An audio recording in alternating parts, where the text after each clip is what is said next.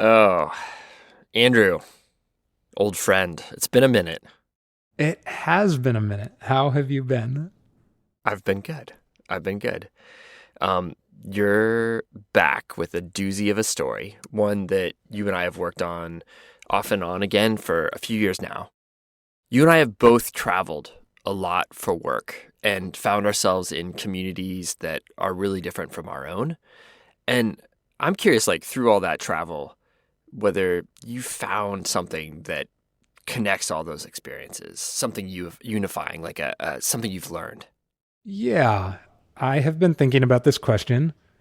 And I think what I've learned throughout my travels is that people take pride in their place. It doesn't matter sort of how rich or poor people are, or how urban or rural or far away people are. People take pride in where they are from, usually. And it's something that I find sort of noble and in some regards enviable. If you spend your life on the road, you don't have a lot of pride in a certain place. And anytime I find people that are like, I've lived here for 40 years, I I think that's cool. What about you?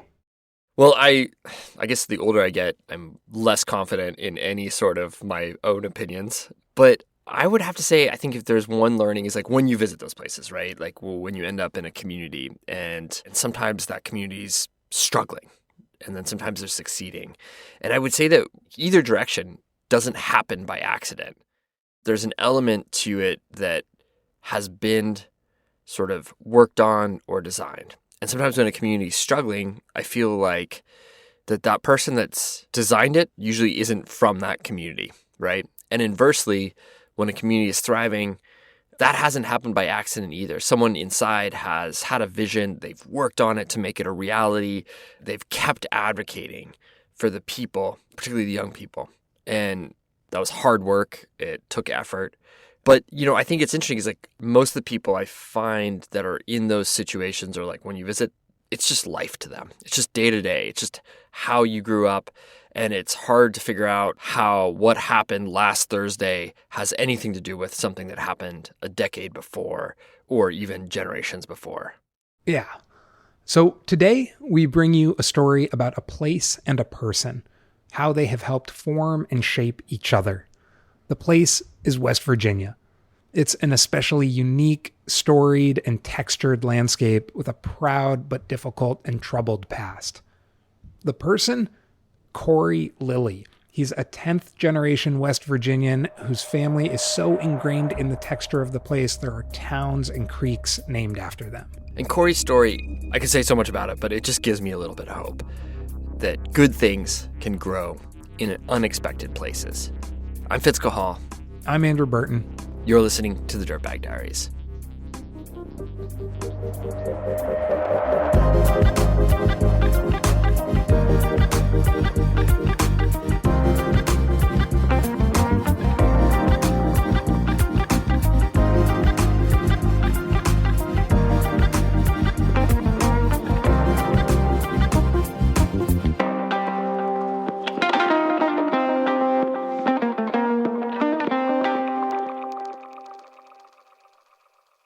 I was wearing a helmet, and there was this rail that we called it the Shooter McGavin rail.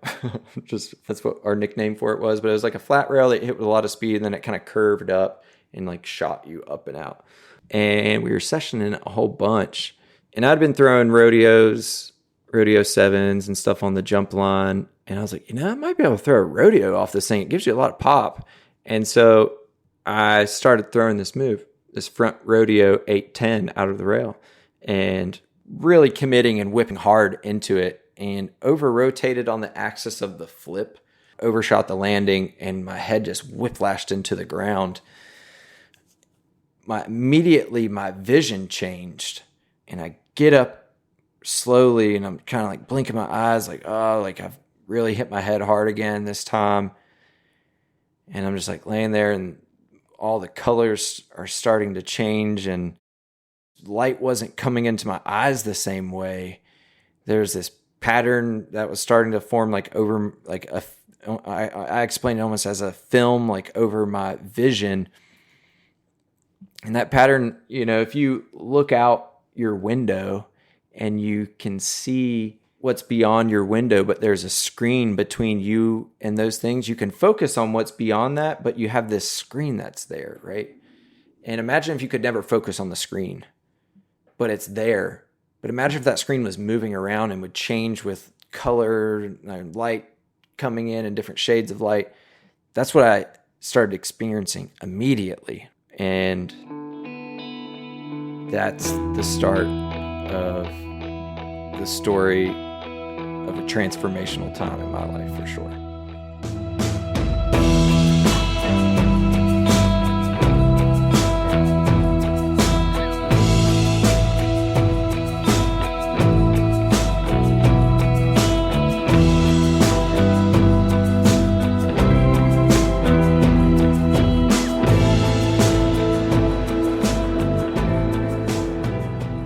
My name is Corey Lilly, and I am native to West Virginia. And my family has been here for quite some time. We're one of the oldest families in West Virginia and largest. They can't track us back really to what country we came from. Like some studies say that came from England, others say France, but at some point in time we landed in the U.S. and then moved over to West Virginia in the late 1600s.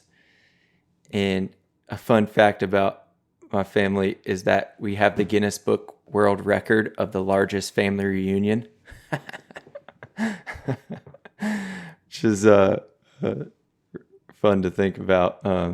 They established the town of Lilly, which is just like on the border of Raleigh County and Mercer County, and began living there, homesteading, until the 1800s when coal mining industry started to take root in West Virginia and the coal seams were starting to be found. And then my family started expanding into some of the further tributaries of the New River Gorge and further down into the gorge, and established some other towns that are now ghost towns in the national park. So the New River Gorge is said to be North America's oldest river, and the New River starts down in North Carolina, flows north through Virginia into West Virginia, and cuts through the Appalachian Plateau there. And so in the New River Gorge region where we were established in the coal mining, it's a big plateau. So up on the plateau, it's relatively like flat, but it doesn't look flat because all these smaller tributaries have cut its way through the plateau. So when you kind of stand back and look, it looks like all these mountains kind of all around you, right? But it's all these little hills and hollers that it's just the water is carved out.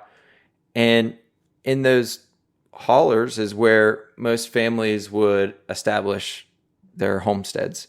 And you would follow the creeks as the easiest path to kind of get around. And up each one of those little tributaries was where coal mines were. And so that's where communities often establish themselves, in those little hollers there.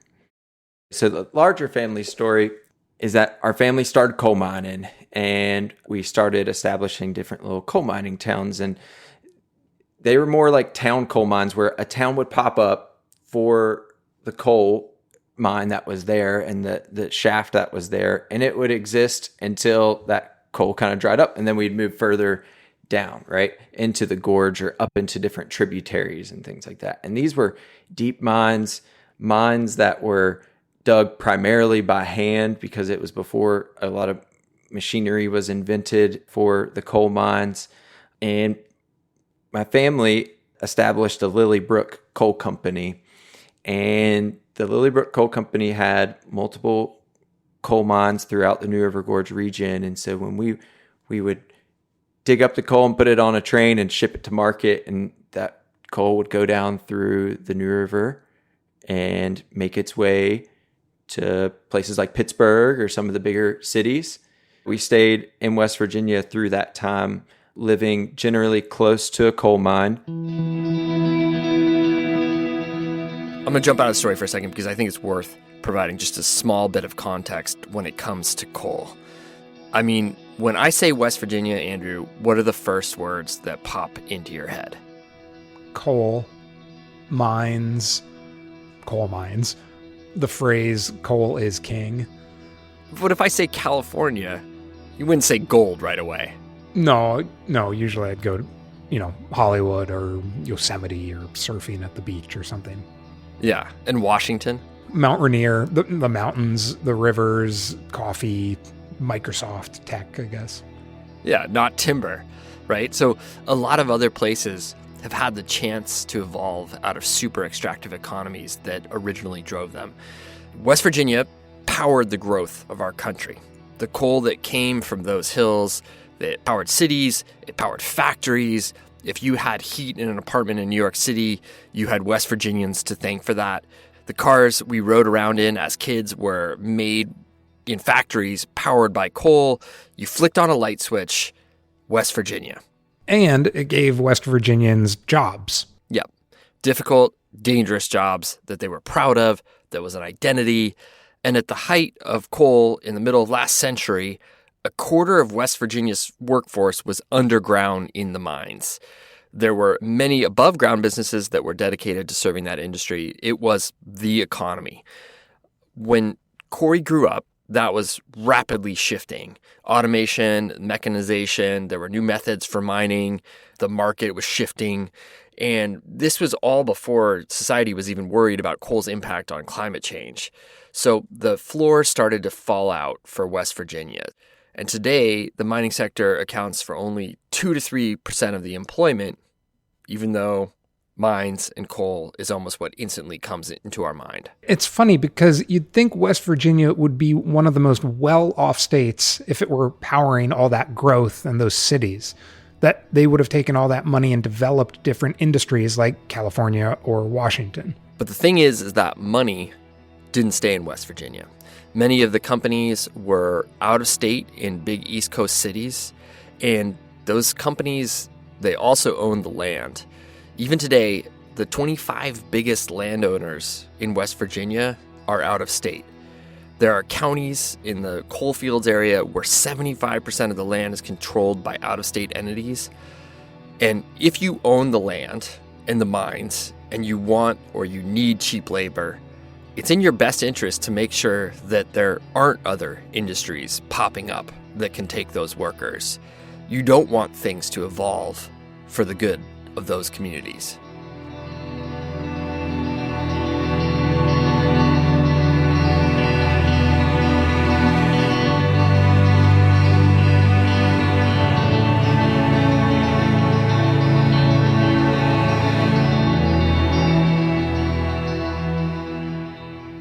So my childhood, I grew up with my older brother and older sister and my mom and dad. And then we were in our family's holler where we had a house, but then right next to us was our aunt and uncle and cousin's house. And then right next to them was our grandparents' house. We were fortunate to live adjacent to this state park, which I didn't really think about it much growing up, but we had this amazing forest like around us. And then we had our family's property. And the way that we would go back and forth to our family's property, like if I was walking up to my grandparents or my cousin's house or something, we would just walk through this like trail that we had between our family's houses. And we were in this little holler, as our own little nook, you know what I mean? You couldn't really see out very far. And there weren't a lot of utilities. We had a well that we used for water. It was a lot of homesteading type lifestyle. We didn't have things like garbage services or anything like that. So I remember growing up with my grandpa Chew, who is this big bear-like fella who is kind of that stereotypical hillbilly, so to speak, of wore overalls. We called him Grandpa Chew because he always had a huge like chew in his mouth, big chaw, and he was always spitting, had no teeth and was illiterate, and had this classic kind of just Appalachian style house with big front porch. And he didn't have a car sometimes, so we would take our trash and we would ride the four-wheeler with the trash like on the front of our four-wheeler up on these old coal bench trails and logging roads and get to a spot where we'd just toss it over the hill. And there was like a kind of a big hole that was there that we put all of our trash in for a long, long time. And we were just pretty resilient, like as a family. it was very family oriented because we all relied on each other. And so I'd be watched by my grandparents or my cousins or my brother and sister. And we had, animals and horses and pigs and chickens and ducks and cats and dogs. And yeah, it was a really fun way to grow up because everything you did, you kind of made up yourself, and we had this little pond that we called our jacuzzi and we would go and swim in it. And, there's frogs and sure snakes. But yeah, it was a magical kind of life where having that state park, it had this bigger lake, Little Beaver Lake. And we would walk with our fishing poles down through the forest and make it to the lake and fish. And that's where I first fished with my grandparents. And then we'd walk back up to our house. Grandparents raised us for a lot of it. And my mom and dad and aunt and uncle worked. And yeah. My family were not skiers or mountain bikers or these outdoorsmen, but I tell you, we lived in the outdoors. This is part of our lifestyle. We spent most of our time outdoors because we didn't have TV. We just played outside a bunch, right? And so just by chance, there's this ski resort that was close by called Winter Place Ski Resort. And that's where all of the kids would kind of go after school. It was almost like kind of an unsanctioned daycare where all the parents just drop their kids off at the ski resort. And that's where your first job was, where you're working in the rental shop. And this ski resort, super small ski resort that targeted big groups, mainly church groups from the South to come up for all their first time skiing. So it was super busy on the weekends, and we had night skiing there. So we had these big lights. So after school, you'd be able to night ski during the weekdays, and no one was there except for the locals, but it was a really big local scene. It was really cool to see. And so that's where all the kids were hanging out, right? And so we just wanted to go out and ski. It was the most fun thing that we could think of. It allowed us to really tap out of what might be happening at home or our problems. Or living in southern West Virginia during the early 90s, coming out of the 80s, there's a lot of challenges that come along with that, right? West Virginia is one of the most distressed states, oftentimes thought of as the third world country of the United States. We are the most unhealthy overweight. We have the highest overdose rates of anywhere. There's a boom and bust coal industry that was fading out because of the world changing, and families were losing their jobs and not knowing where to go. And there wasn't an exit plan for these coal miners who had been doing it for generations. It's what are we to do? What? And so the ski resort was a lot of people's first jobs on where they would start working. And it was the place everyone was going. It was really cheap, especially if you worked at the ski resort. You would get a free pass to be able to ski and get free rentals. So all these just local West Virginia people were just skiers. We were just skiing, man. And it was just a way for us to tap out of everything that was going on. It was a challenging time in West Virginia, for sure. And skiing was our way to live a different kind of life.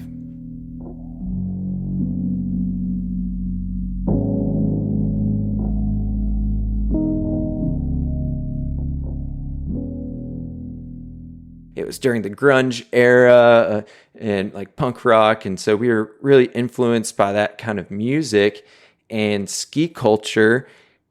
And somehow a Greg Stump ski film landed in our hands, The Blizzard of Oz. And it was this old VHS ski film. And we put it in and started watching it. We're like, whoa, this is insane, dude. Who's this guy? Mike Hattrip. Oh, sick. Glenn Plague, dude. That guy's mohawk is too cool. It just resonated with us so much, and we're living in our own little bubble out in the middle of the woods in West Virginia. And then this film lands in our hands that just showed the world to us through the lens of skiing and this punk rock skier from California. We're like, whoa, this is really cool, right? This is what we want to do.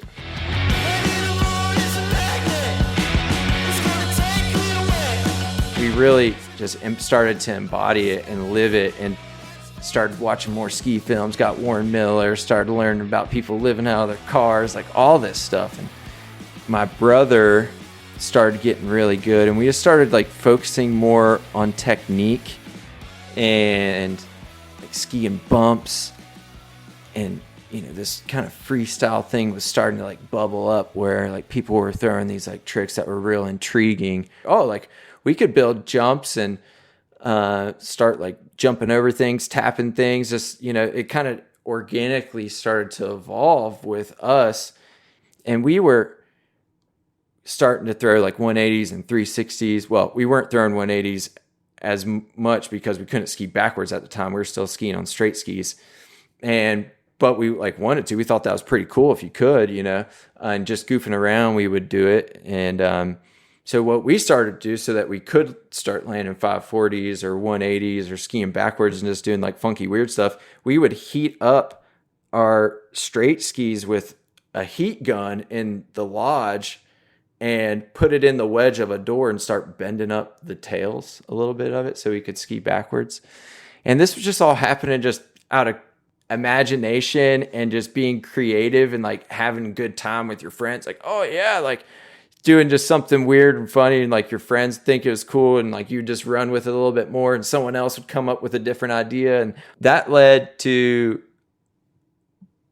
rail skiing started to become a thing. And where we weren't able to have really big jumps, we really took to rail skiing. It had a little bit of a skateboarding influence, like BMX influence to it, where we just start tapping stuff and grinding stuff and figuring out like, oh, we probably need to dull our edges to be able to do this, and started breaking the norms of what the skiing world was telling us. Like, keep your skis really waxed, like always keep them super sharp. We would start just like taking a rock to our edges and like dulling them down, not waxing our skis, that kind of thing.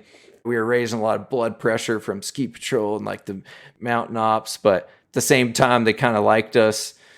So it was this like love-hate relationship where we would do something dumb, they'd get mad at us, and they gave us stern talking to a few times, and so we're like, all right, yeah, like, but we're still going to keep doing our thing. And we just figured ways to do it. And there was this one time that I broke my skis, like my bindings, and I needed a repair on them. So I brought them into the repair shop.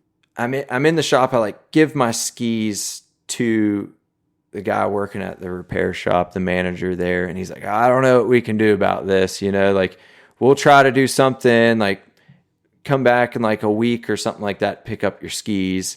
So I would check back in. Hey, are the skis done? No, they're not. And I'd come back. Hey, are the skis done? No, they're not. So after like a couple of weeks, I come back in, and they're like, Corey, come here, sit down. And they like sit me down, and then they like radio over the radios for all the mountain managers. And they're like, like, we got Corey Lilly here, and he's down in the retail shop. Can all the mountain managers come down to the retail shop?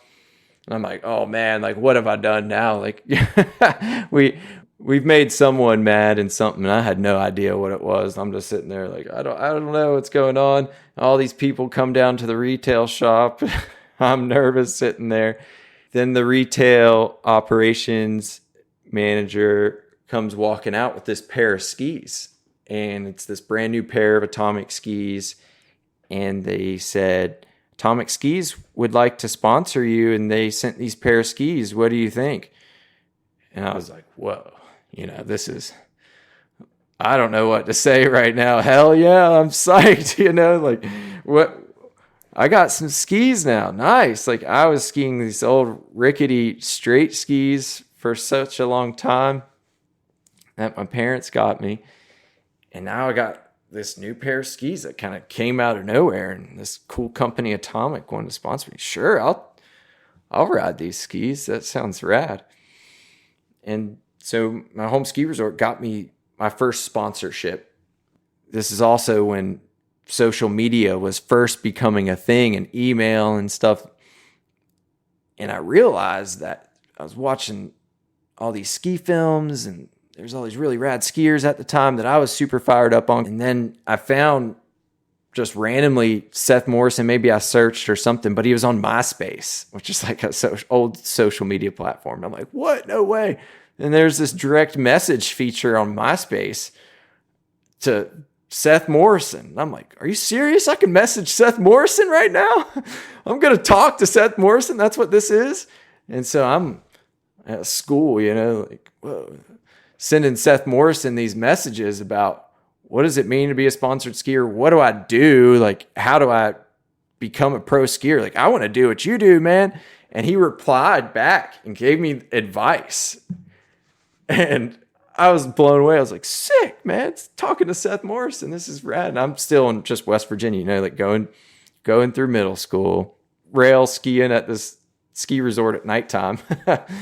And through his advice, took that and got an email account and started messaging other companies. And then I rolled through a couple different ski sponsors, and the rep from DeBella Boots was like, hey, I got these other companies too, that if you were interested in being a part of this, like I can help facilitate that. And he would be my main like point of contact. So I was like, sure. So I got this whole like suite of new sponsors. So things started rolling. I started doing well in competitions, and I started to film more and shoot them over films, and would try to give them feedback on products, and trying to figure it out, like what it means to be a sponsored skier and someone who wants to go pro, and especially being a little bit disadvantaged coming out of Southwest Virginia.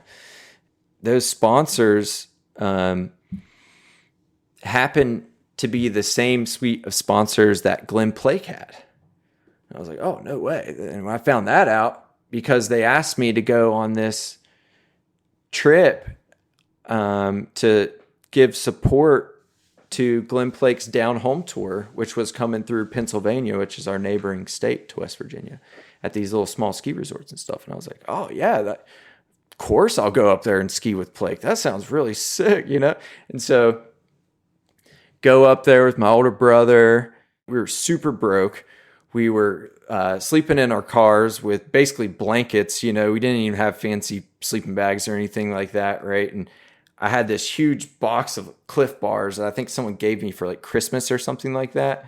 And I was like, I'm going to eat this all weekend long. This is my food, because I didn't have any money. My parents at that time, they got a divorce. So they're navigating some like difficult parts of their life. And they also just didn't understand the ski world. And we met Plake. He was like so cool. He took us right in, like under his wing.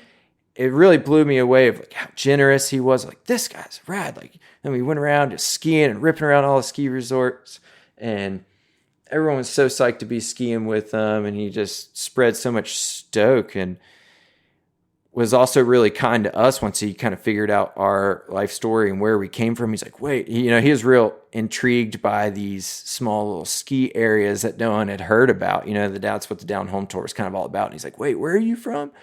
Winter Place, like in southern West Virginia? What? Like, like learning about us. And we were super into it. Like we knew all the films. We were real into ski technique, like really learning into skiing bumps. And then we happened to be really good at this like freestyle skiing thing. He would help pay for our food at the ski lodge. Like he'd buy us breakfast and dinner, and we're just having the time of our lives. You know what I mean? We're hanging out with the guy from the Blizzard of Oz from this VHS film. It was just out of world experience for us, where we hadn't traveled much being in West Virginia.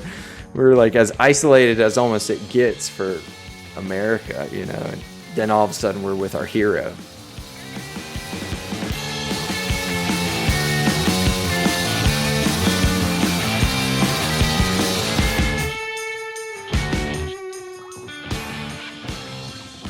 After the tour wrapped, Corey did everything in his power to stay relevant and grow his budding career. He'd borrow cameras from friends to film himself doing tricks, ski other local West Virginian resorts, enter competitions when he could scrounge up the money, and ask adults to sign off on his entry forms because he was still a minor. The community's reaction to skiing, and my skiing specifically, and my brothers, and us kind of making it out of high school and moving out, right? It was talk of the town. And so they were all about it. They're like, whoa, this is wild. A lot of people didn't understand it, like my parents, right? Or just didn't give attention to it, thought it might have been a fad kind of thing. But super supportive, like in general. People went way out of their way to support me. At home, though, his life was dissolving. While his parents' separation took place, he was increasingly skipping school to go skiing. Teachers and principals started to take notice. His mom began dating someone out of state and talked of moving. His older brother left West Virginia to ski in Colorado. And his dad moved a few counties over, away from the local resort he was practically living at. Corey was forced to move with his dad and enroll at a new high school.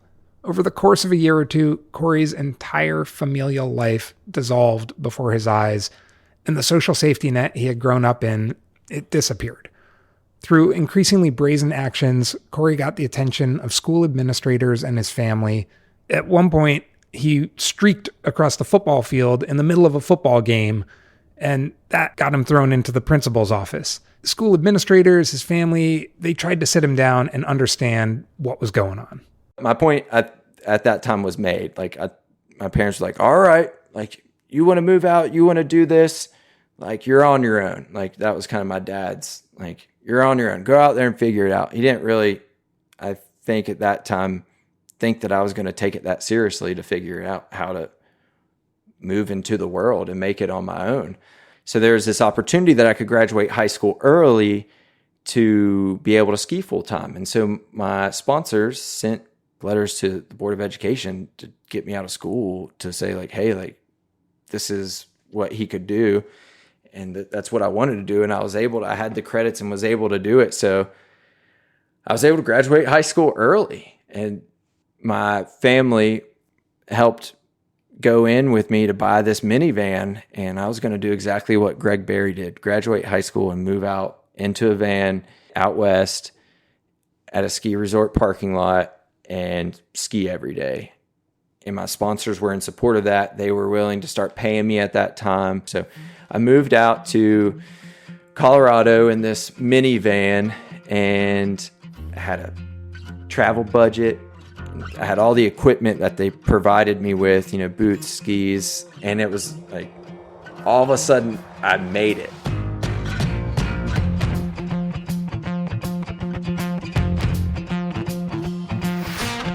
When I first went out west, I remember seeing those mountains and not like blinking a bunch, thinking, wow, like you could see that far, just like the distance you're seeing and how big these mountains were. And then as you make the drive, it just gets like snowier and bigger and bigger. And like, oh man, this is incredible. Like, how beautiful is this? Like, yeah, you could ski forever on these mountains. They're big and rugged, and yeah, just unbelievable experience. But, I'd been seeing it in these ski films for such a long time. I knew that I was supposed to be there. So I was like, I was running with it. I was like, yeah, oh yeah, mountains are these big. Yeah, of course they are. But like in my head, I'm like, wow, these things are huge, like trying to be skiing with all the other kids at that time from around the country that were just shredders, and like trying to act like cool, like, oh yeah, like not being like, oh my God, these mountains are insane, just trying to like roll with them and keep my cool.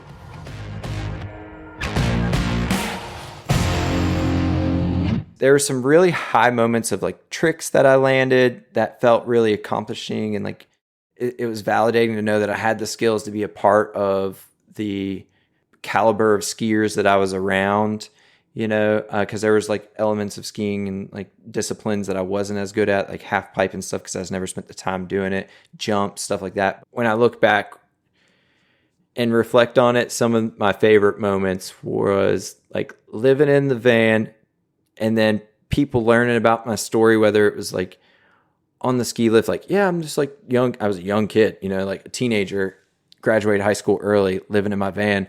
And if I told that, when people asked like where I was from, what was I doing, there were some real genuine connections that I made with people. There's this like boot fitter in the village of Vail that they would fit some of the U.S. ski team members and racers and stuff, and they would just fit my boots for free because they just like were super cool. Like they knew I was just trying super hard to make it, my story. And like, so this generosity that people extended to me, people willing to have me over for dinner. There was like this old lady that met me on the ski lift, and I like came over to her house. She cooked me dinner one night because I was eating like cereal and like ramen noodles out of my van, because I had like, so that experience of meeting people at the ski resorts and on my travels and how they extended their generosity to make my experience what it was just really made it. The tricks and stuff were really cool. I was happy I, landed a lot of that stuff. But that was really just the vehicle for the real meaning behind it all. And that was the connection that I was getting with the people and with the mountains. I feel like that must have been such an amazing moment for Corey, but I also feel like it must have been strange too, like being a stranger in a strange land. Like I just can't imagine trying to navigate being a professional skier at 16. I mean, I've met young athletes, but they've always had parents or coaches or agents that handle all of that.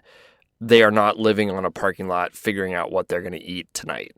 Yeah, and I think there was a lot of loneliness and imposter syndrome that Corey wrestled with in that period. As we've talked about, he didn't come from money. He hadn't gone to ski academies. The path forward through the industry was not clear or obvious. For one specific ski competition, he could only get the money to travel and enter the competition because a coal company from back home sponsored him and fronted him the money. Many, many mornings, he would wake up in his van and realize any success he would create would need to be accomplished largely by himself through trial and error. There was no little league and like families like pushing you in this direction. Shoot, at that time it wasn't even like a real thing of being a freestyle skier. Like it was just like we were on the edge of it, right? Like it was this emerging thing, and we were looking back, like visionary. People would be like, wait, you're a freestyle skier for one from West Virginia, So we were this outcast like amongst it, right? And so this like idea of skier trash kind of just emerged like out of our dialogue and how we would just kind of joke about it. Like, yeah, must suck to ski like all you pinky lifters out in Aspen, like we really started like this. We kind of had this like gritty style to us, and I had this long hair that I never combed and was walking around the trade show, and we made this shirt called Skier Trash the next year that we came back to it, and we were like, yeah, we should start a company right now, like call it Skier Trash. Like my brother and I and our friend Ryan Kelly started this company called Skier Trash, and it became this idea that represented and gave light to the skiers that were underrepresented in the ski industry, the ones that couldn't afford to live out west, that were living in our vans just to ski, like trying to make it, or represented all of our friends that were still back in West Virginia and throughout Appalachia and all the ski resorts, small ski resorts across the United States they were skiing for the love of it, nothing more, just in their hometown. We really embodied that and ran with it and created a brand out of it, DIY till death, born out of necessity. That was kind of what we lived and died by, and we just skied super hard all the time.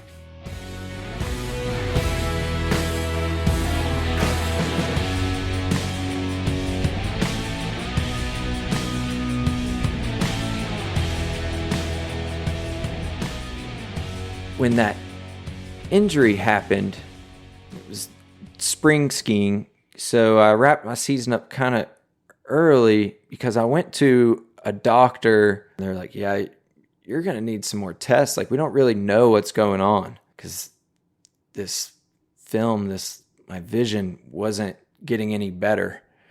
And like days would go on and weeks would go on, and this young kid in my van, and then I would try to wake up, and every day I was waking up and going skiing. That's like what I would do, my routine. And when you're living in your van at the ski resort and you can't wake up and go ski, and you're thousands of miles from anyone that you really know, you start to have a lot of reflection, like, oh, what's going on? Like, is this ever really going to go away? And it's like, I'm really afraid to try anything right now. Like, could it get worse? Like, started to get a lot of like anxiety and not knowing what's going to happen.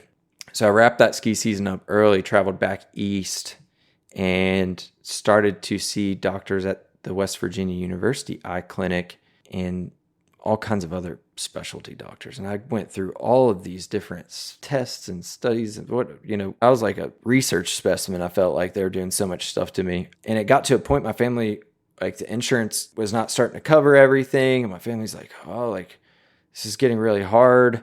And they never quite landed on what was happening, but they think like where my like eyes connect to my brain got like rattled, like because of the dramatic like change in momentum and everything, and something got damaged in that. And then they shared, they're like, we're not sure if you hit your head really hard again, if it's going to make it worse. We just don't really know right now, like based on everything that we have. And so that unknowing was really devastating because I didn't know if I didn't want to go blind. You know what I mean? My vision's messed up. Like imagine having like perfect vision and all of a sudden this happens. You're like, I didn't know. And so I was super scared to do anything. And it was my first big season, like out West. Ski or Trash was taking off. Like, communications with sponsors and stuff were still rolling. And I was kind of hiding this, like not wanting people to know. I was like, all right, I got to figure out something. And so I tried to like build myself back up going into that next ski season and try to focus on different things where I wasn't likely to hit my head. I wasn't at the caliber of like, throwing front rodeo 810 out of a rail. Like, you know what I mean? That was like really big deal back then to stick that. There's this like part of myself that really wanted to be fed on like going big and like pushing myself. And then there was this other part of me like reeling things back, trying to be more strategic. So it was this inner battle that was like taking place. Eventually my skiing and caliber of skiing and relevancy was not progressing at the same rate that the scene was. And a couple years after my injury, it was just getting real awkward to kind of speak with my sponsors. I could kind of tell they were like, what's going on? You know what I mean?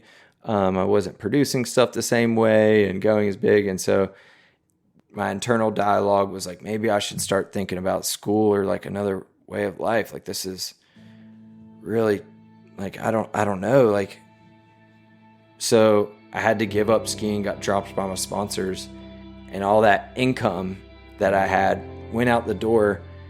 And then my dad, he pushed me out of the nest and was like, you're on your own if you choose to go down this route. And so here I am moving back to West Virginia with no sponsors, no money, no direction, no identity anymore, because no longer am I this professional skier that's getting paid, and I'm just someone who's moving back to West Virginia. Like, what am I going to do? Who even am I at this point, right?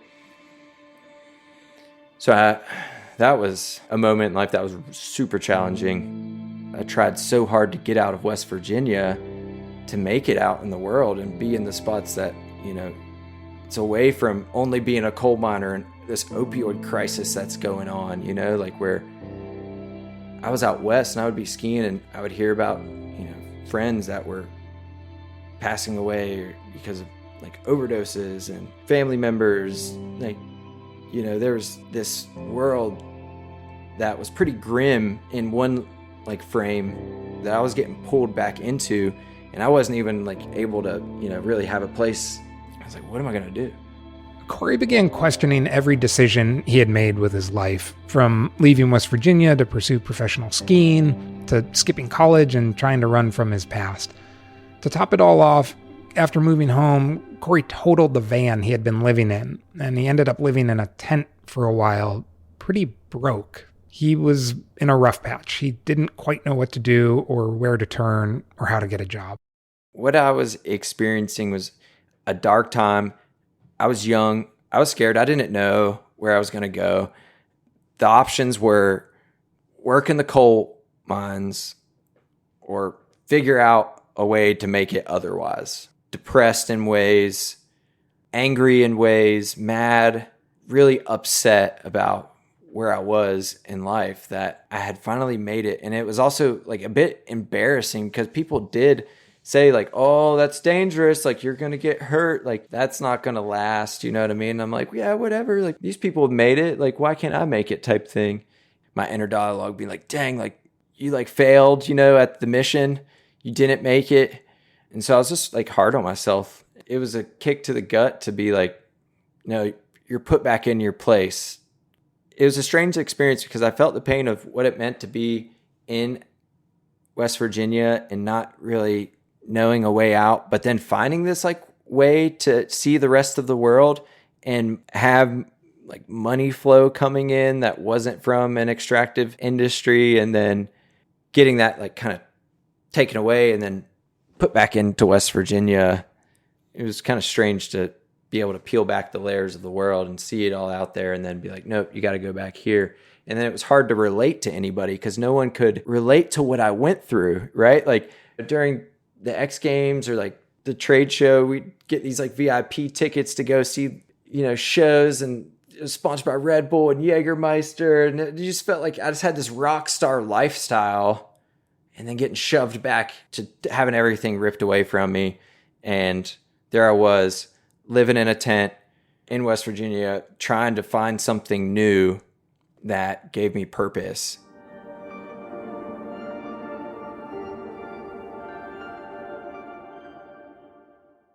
Do you have a resolution to adventure outdoors more this year? Make it happen with Sierra Club Outings.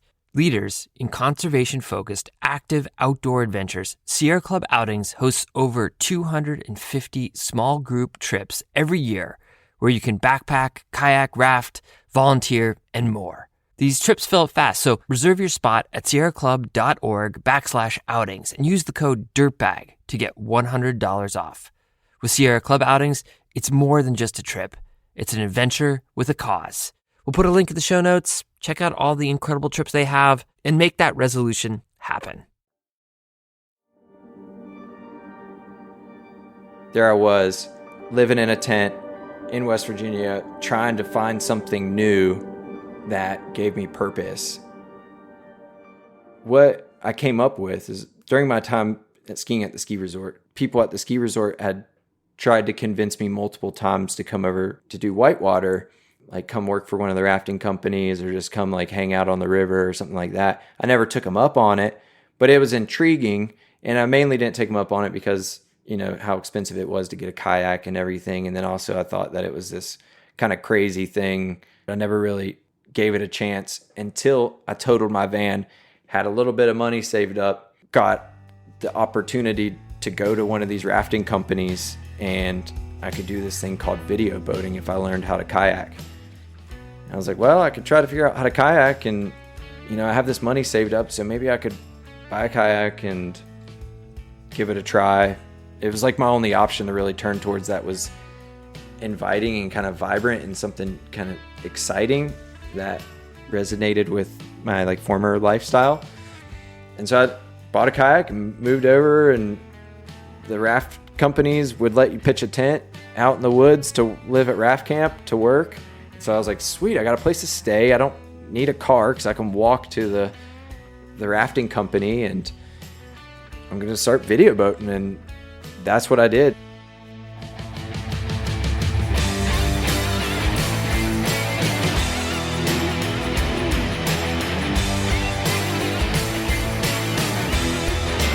So video boating is the act of filming others from your boat or kayak as they go through rapids. It's most often used to film tourists who hire rafting guides to take them whitewater rafting.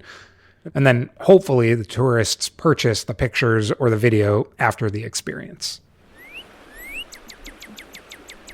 I started this really cool path into this world that I had no idea about. And it turns out West Virginia has the greatest concentration of navigable whitewater streams in the continental U.S. Yeah, and my hometown, where I was from, had the greatest variety, most runnable days, and the most navigable streams within a 30-minute drive time radius than anywhere else. I was like, what?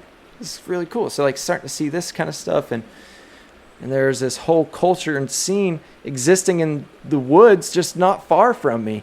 It was the epitome of the whitewater world, was right there when I'd been searching for that in the skiing world, but it was out west. And I all of a sudden got exposed to the equivalent, but it was right in my backyard this whole time. And I was like, what? Are you serious? This is sick. So it was just, I got bit by it. You know what I mean? I was like, this is awesome. And so with whitewater, I was, of course, still injured. So I'm taking it really slow and being really mindful of my progression and learning about the river in this whole new environment and the people I was doing it with. And it was this spiritual transformation of learning to appreciate where I was and not wishing I was somewhere else. Like that realization, the acceptance of just accepting who I was and what I was now able to do was this liberating moment, and realizing that I really cared about being in the woods and being on the river and in the mountains and finding ways to more intimately connect with it through these pursuits like kayaking or hiking or biking, or skiing gave that, of course, and rock climbing came into that phase of my life too. And then all of a sudden I became at peace with it all and became a much better person to my friends and family and strangers, because I was no longer trying to prove myself like I was in the ski industry, where I always felt like I had to be like stepping up. But when I went into whitewater, I was like, no, I'm here. I live here. I have nowhere else to be. My family's been here for a while. I'm not trying to prove to anyone about my skills or what it was. I'm just enjoying the process and where I was like in that moment. And that produced a lot of joy and happiness. I was video boating season after season and realized that that was only going to be a page in this story of I needed to figure out what am I going to do for like a lifelong career. So I started going to school. I enrolled into WVU, West Virginia University. I was like, well, if I'm going to stick around here, I don't want to go underground as a coal miner, but maybe I could still work in that industry. So I went to school for geology. I was studying geology, going to school, just living that like kind of classic college life. I had roommates, studying, kayaking as much as I could. And so I just started getting really into whitewater. And the people that were leading the charge in whitewater and putting in boat launches and getting parking lots secured and getting us access to the rivers were these watershed groups. And I was like, wow, this is sick. This is really how these people are doing really cool work. So midway through studying geology, I started to put my emphasis towards hydrogeology. And a lot of hydrogeology type work, like hydrology type work, is stream restoration projects. And that was a big need in West Virginia because of all the coal mining impacts. And a pillar of the work that they were doing involved really rad stuff like getting people access to the river. They're having these awesome like river festivals where they'd raise money for their organization, and it was a bunch of bluegrass and like good time, right? And I was like, that's a cool lifestyle. Like, and I really resonate with these people. That's like a career path that I could go in for sure. So I started developing a name for myself in paddling, because I started doing stuff bigger, started paddling more sections of stream. I was pretty good at freestyle kayaking, and this time social media was starting to take off. So we had this channel called Boof and Destroy, and it was right at the beginning of like Instagram, when not a lot of other like whitewater people were posting on Instagram or anything. So this is like how we got recognized, is like when people started logging on, and the algorithm, if they were into whitewater, would, of course, we would pop up, we'd be posting regularly. And I was really good at editing quickly because my former job was being a video boater, where I'd have to edit really quick on the live. And so I understood content creation from that, right? And so Boof and Destroy, I started making content, and it became really popular, especially in West Virginia, but across the whitewater industry as a whole too. To Corey's surprise and delight, he ended up getting sponsored as a professional kayaker while still going to school. He took some time off to explore whitewater around the world, but he didn't take his eyes off the prize of getting his degree and working on river restoration. I was in my senior year and get this invite to go up to Washington, D.C. to advocate, lobby for the Great American Outdoors Act, that there's a big push that was taking place at the time. Now, I didn't know what it meant to lobby or advocate or like anything like that, right? And so like what they told me was just, yeah, you just tell them you're from West Virginia and how much you love the outdoors and why you think it's going to help. And I was like, I do that all the time. I can do that. I tell it to everybody, and it was intuitive for me to talk about what now I refer to as the outdoor economy. And the outdoor economy as a whole is kind of legitimizing itself. I was just speaking from the heart, like, hey, I'm here to say that this is a good idea because it's going to give a lot more funding to the places that people really love. And the communities around them are going to be able to benefit from them because they can begin to leverage new revenue streams. If we were able to pass the Great American Outdoors Act, it was going to increase the quality of the New River Gorge because we were going to have funds to be able to create the outdoor infrastructure such as trails and boat launches and our backlog on maintenance and all that. It's going to provide a better user experience and more people will want to come so that then more people can connect with each other and connect in the outdoors. So that's what I was thinking when I was going up there. I was like, that's what I'm going to talk about. That's what these people need to hear. Like whoever it is, I don't care who I'm going to talk to. Like I don't even think at that time I knew who our senators were. I wasn't politically minded at all. And went up there, got like shown around and introduced to our senators, Senator Manchin, who little did I know, he was one of the leaders in pushing the Great American Outdoors Act with a bipartisan like effort to get it passed through Congress. And Senator Capito, who's a Republican, Senator Manchin at the time was a Democrat. They're both West Virginia senators. They worked together to get this to pass. All of a sudden in the news comes across that Great American Outdoors Act has passed, And I was like, whoa, that's pretty cool. And then I'm up in Morgantown this time, which is in the northern part of the state, finishing up school. And I was like, I think that this outdoor economy space is somewhere that I could provide a lot of help towards my community. And this is a place that I think I can give a lot back. I've seen how these towns out west have functioned. And here I am, like now thinking about how outdoors infrastructure and the outdoor space can benefit the community and help facilitate experiences that I had that meant so much to me, to lots of other people. How can we create that organically? And that's where my head was. I'm like, oh man, this is maybe a career space. So I started looking for a line of work that would do that. There's an old saying that luck is when work and preparation meets opportunity. Corey got a perfect lesson in this when he stumbled across a job as the executive director of a small nonprofit that was attempting to protect and restore a watershed that was completely unprotected called the Piney Creek. It turned out to be right in his backyard and was particularly beautiful with incredible whitewater, but no trail system or boat launches to be able to access the area. So I was like, I'm going to toss my hat into this, see what happens. And went in and had this interview. I hadn't yet to flex my like hydrology skills, with doing stream restoration projects, project management. All that was going to be new to me, but it meant a lot to me to get into that. So in my interview, I just laid it all out, like just let them see my passion, let them know that I can figure this out. And I really want to be the executive director of this organization. And lo and behold, they give me the position. I was like, what? Are you serious?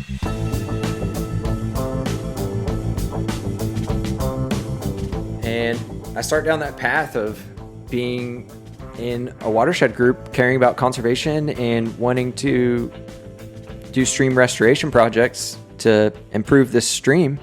But one of the pillars of the work that I really wanted to lean into was outdoor recreation. So I'm going to do what I did growing up, which is go outside. And what are the ways I got outside? Well, I used to walk a trail with my fishing pole down to Little Beaver State Park. And I used to ride bikes on Little Beaver State Park. So let's start building some trail systems and getting access down there and try to make a movement happen in Beckley about this Piney Creek Gorge and how we need to protect it and build trails in it and get people down into it. And we need to do different restoration projects. And so I just started to be the megaphone for that. And I was good at content creation. So I started making a bunch of content and started speaking to these local politicians, our county commissioners and our, mayors and different agencies that we were working with, and was able to be successful in doing stream restoration projects, mine restoration projects where former coal mines, had a lot of erosion taking place on them, and I would revegetate the coal mines and, really wanted to get more people caring about this watershed in the same way that I did. All the work Corey did for this tiny nonprofit, the Piney Creek Watershed Association, helped build a name for him in the community and nonprofit sector as a mover and shaker in West Virginia. And at the same time, there's lots of momentum at this time happening across the state of West Virginia and nationally in outdoor recreation. Great American Outdoors Act passed. We have the new national park designation that took place. It's a huge deal in West Virginia. Right at the end of 2020, the New River Gorge was redesignated as our country's latest national park. While it's been protected as a national river, the new name brought in a tidal wave of visitors. Hotels, restaurants, guiding services, gear shops, everywhere was suddenly slammed, and there had not been a lot of forethought into how to handle this rapidly expanding sector of the local economy. The small town of Fayetteville saw a crush of tourists that they were not prepared for. Corey had an idea. And so I took this idea to the mayor of Beckley, and I was like, hey, there are these state offices for the outdoor industry, and they have these pillars of work, conservation and stewardship, education, workforce training, economic development, public health and wellness. And I think that it would be a good idea if we created something similar here to address the changes and pressure from the national park. And I would be happy to lead that and create this with you to begin addressing those issues and be able to leverage the most of what this gift is of having a national park. And so together with Mayor Rappold and the treasurer of the city, Billy Trump, the three of us created the Office of Outdoor Economic Development, which became the first office of the outdoor industry on a municipal level in the United States. So I switched from my role as executive director after a few years at the Watershed Association to now this new position that's focused solely on 4 pillars: the economic development, public health and wellness, education, workforce training, conservation, and stewardship. Do you remember when we were talking to people for background on the story and someone said something like, never underestimate a hillbilly's tenacity? Yeah. I think it might have been something like underestimate a hillbilly at your own peril. Yeah. I recall many people saying that line, talking about the culture in West Virginia. Yeah. It's wild to hear how much traction Corey seemed to get. I mean, I'm sure it took a lot of effort and it didn't happen overnight, but it seems like people were listening. Well, Corey is quick to point out that what he was saying it understanding and having lived the place and knowing that new ideas have to live alongside old if you want things to change. It had to come from the ground up versus the top down. And the seeds were planted in West Virginia. Corey had a sense of how to water them. It was like people were ready for something new, but also didn't want to forget where they'd come from. Some people will try to create a dialogue that is saying we're trying to replace something. And that's not the case at all, right? We're not replacing the coal industry or resource extraction industry with another industry. We're just creating another industry while this industry is still being supported, right? It's not about that silver bullet mentality. This industry is still ticking away at a very high producing rate as this other one is starting to build up. And this is building resilience in the community so that if something does happen, we have more than one means of what we rely on for our livelihood. Like my family and many others, we made it to West Virginia before there was coal mining, and we were homesteaders, and we lived off the land, and we had a deep connection with the land. And then the way the world changed was that there was this need for this black jewel coal to make it through the industrial age, and ramping all this city development up and needing steel and heating homes, and this whole new way of life that we were evolving and developing needed this, and it happened to be where we were. So that's kind of how we got put in this position of we had to do this. And then things got politicized and things, right? Like growing up, coal mining was everything. Kids were dropping out of school to go coal mining, not go skiing. Like I won't forget the day where my brother and sister and I were at our grandparents' house and get a call that our uncle was killed in the coal mine, and he was the one who lived right next to us. And then one of my most dear best friends, significant other, passed away in the UBB mine disaster where 29 coal miners died. And these calls would happen, right? Like you'd be sitting in school and maybe like someone's parent or something happened to them, right? So it was a part of our life, but then there's this pride that got built up around that where we're putting our lives on the line because our country needs it. And then also that's how we are able to make a living and still live here, because there otherwise wasn't an industry that we could figure out how to live.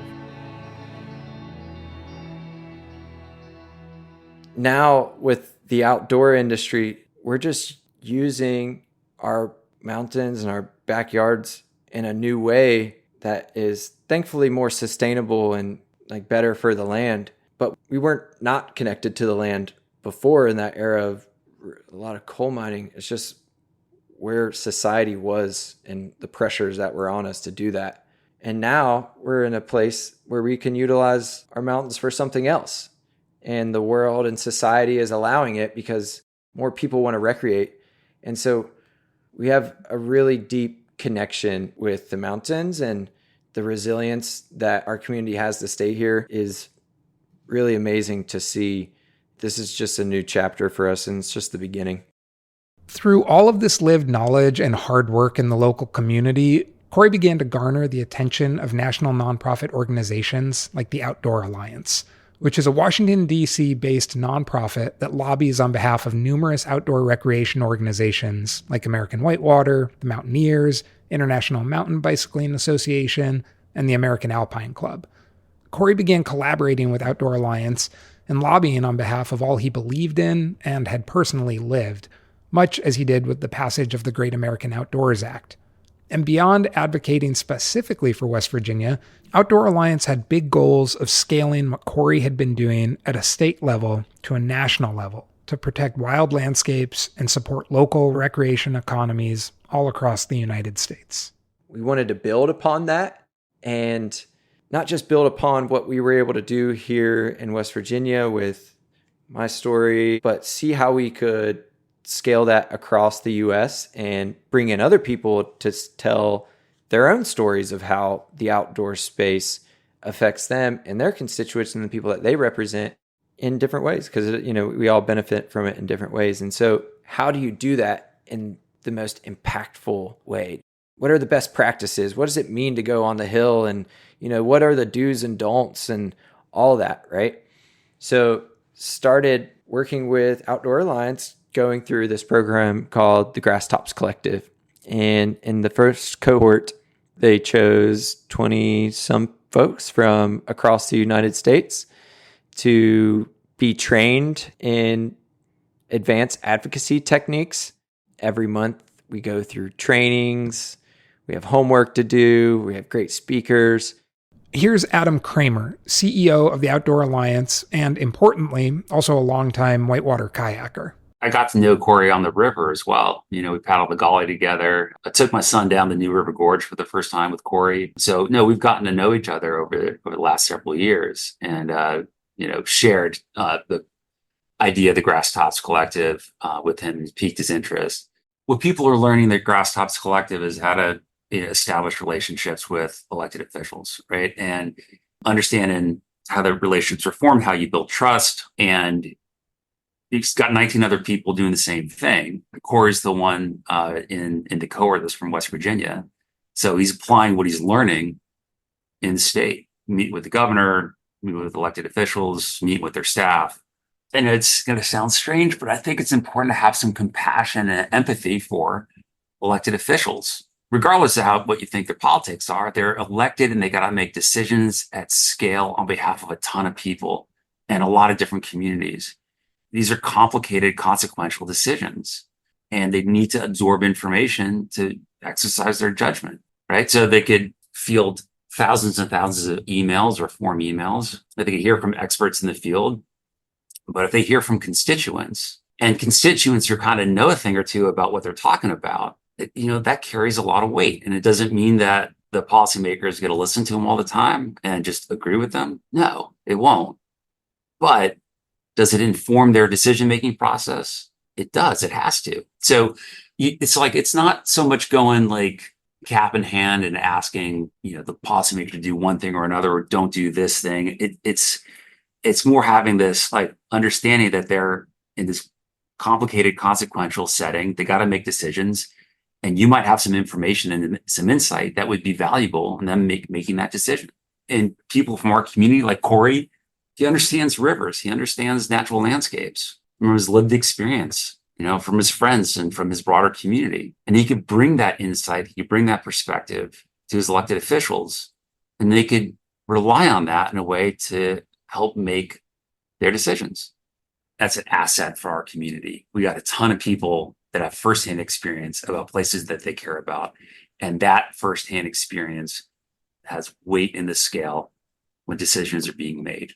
So you could talk about things at, a 30,000 foot level. You could talk about, abstractions or all these policy arguments, but when you're able to speak from the heart in a way that's authentic about a place, that is an important component for how decisions are made. Through his own work, Adam sensed that while Corey is an original, his story is as unique as the place he came from, Corey also isn't an anomaly. With Grass Tops, Adam hoped to tap into an emerging generation of advocates who are passionate about their communities and landscapes and who want to provide both joy and opportunity for their communities. He had a hunch that decision makers were willing to listen to people like this. The first cohort of 20 members from 11 different states graduated from the program this year. In the last few years, Corey's star in West Virginia's outdoor economy has continued to rise. There's this new $25 million investment at West Virginia University titled the Outdoor Economic Development Collaborative, where Corey has a new job. He's working on holistic models of the recreation economy that takes into account community, businesses, access to the outdoors, and city design.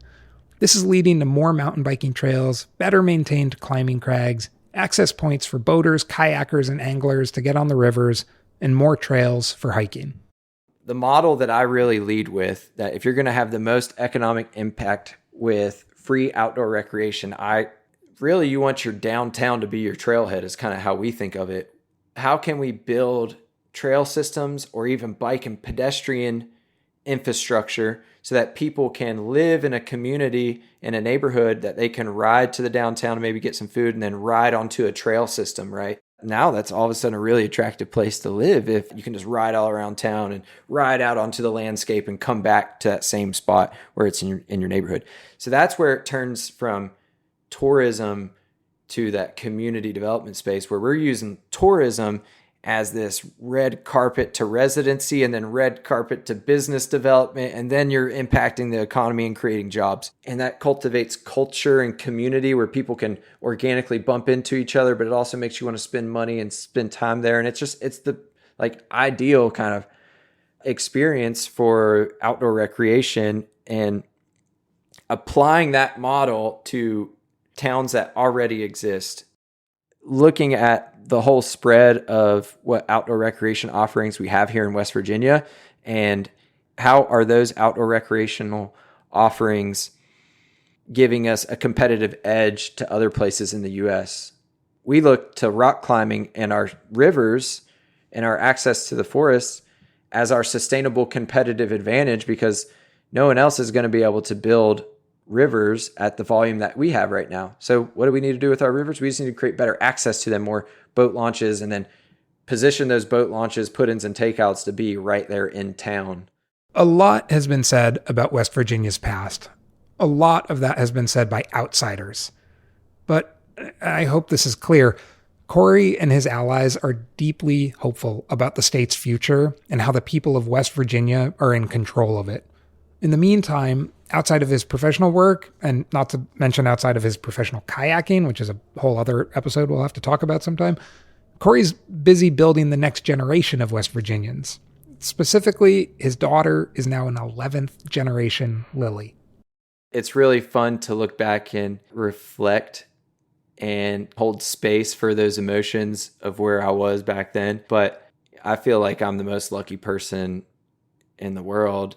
There's so much going on in the world and so many challenges that people are facing. And I feel just really blessed and humbled to have landed back in a place that I have a deep connection with, the land and its people and my family. I just try to wake up every day and be really thankful that I'm healthy and I can still see and I still have my vision. I have amazing people that love me and I adore them all around me. And I have an amazing daughter who's happy and healthy, and my wife crushes it on so many levels, that we all get to go out as a family and do things that I feel really blessed. And where I'm at right now is like the best place to be.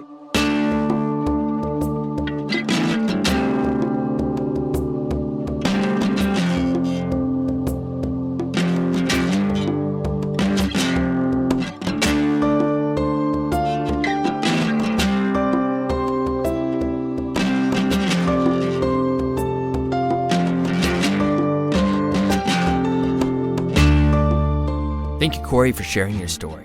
If you are curious about Outdoor Alliance's Grass Tops program, we've left a link for you in the show notes. Check it out. The Diaries is made possible by you, our listeners. This kind of storytelling, this kind of creativity is becoming rarer and rarer, and Diaries Plus members are making sure it survives. Please, if this story resonated with you, consider joining the thousands of people who have stepped forward to say this kind of work matters, that this show should continue. The link is in the show notes, or you can find it on our website, dirtbagdiaries.com. Know that you've powered the future of the Diaries. Music today by Drexler, Graham Barton, OMG, I'm Joe, Topo Azul, Greg John, David Swenson, Boys, Arrow Ross, and Brendan O'Connell. Our theme music is created by Jacob Bain and Nis Koto. You can find the links to all the artists on our website. Andrew Burton and I produced and scripted today's show. Skylar Perwins edited, sound designed, and mixed it. Social media support by Jake Wheeler. Becca Cahal is our executive producer. I'm Fitz Cahal. You've been listening to the Dirtbag Diaries.